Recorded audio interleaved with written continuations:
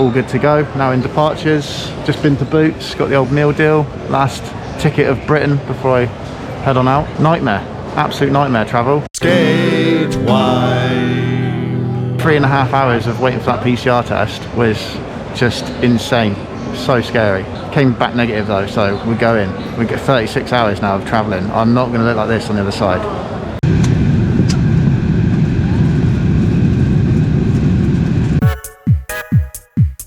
Made it to Dubai, 7 hours, I've got 22 left. All the PCR tests that I was looking at, they say like within 24 hours, and it's usually 48. And then the 3-hour one that I had ended up taking 3.5 hours, and they've got disclaimers, so you're paying all this money for PCR tests that might not come through in time. It's actually insane. Also don't have any liability for which country you're going to, so if you get the wrong one, it's on you, which is a little bit like, okay, cool. So Emirates had asked for a QR code, and it ended up being that just the general Heathrow one without a QR code was fine. It was accepted, so there was no bother with that. And the guy even said they're probably going to get rid of it, just like France is now letting the UK back in. I reckon that Emirates, I've picked a bad time to come out for them to do the PCR. It's quite good of Emirates though. They've got the Dubai Expo 2020, and they're offering free PCR tests to the unvaccinated, which I think is really good. So this flight that I've got is a coupon, and that's why I'm doing this ridiculously long journey, because it was a free flight that I got back in 2020 when I went to see Chad and help out with Chad in Bowlzilla and Sean Goff. This time someone good took over.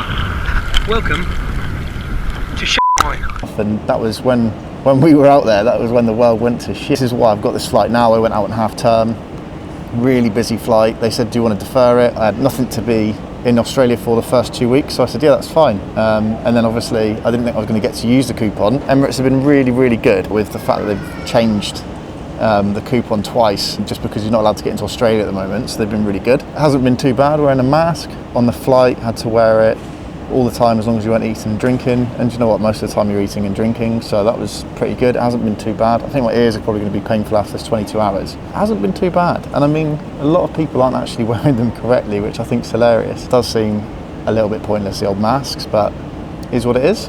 Oh, and I thought they were going to be strict on the masks. I've just got this fluffy one that I got from helping out in Hastings with the Help the NHS, not Save the NHS, Help the NHS. A little skateboard jam we did, and they've not said anything about this. I have got a paper one, got that one just in case, but they've not said anything about this. But I had heard they were quite strict on masks, so I guess it comes down to, you know, who you're flying with and where you're flying. At the end of the day, it just seems circumstantial. So depending on who you're flying with, the person of the day. I mean, the guy thought that I needed to get my vaccine papers for Mexico, and they didn't need it, and he didn't even ask me for the Barcelona one. So got that though, got that all ready to go. So I think that's all my notes. So just at Dubai now, absolutely knackered. Their security went really quickly, went through there. Got 2 hours to my flight, 22 hours.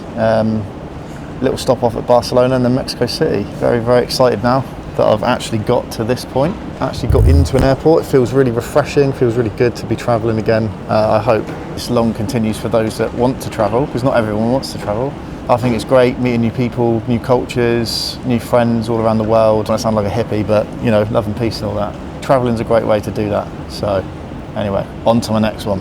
I wish you both the best of luck. Oh, wow! Whoa! Shit! That might have been a first for me. 2 at the same time. I think I may have got quite possibly the darkest Airbnb room in the whole of Mexico City. Check it out.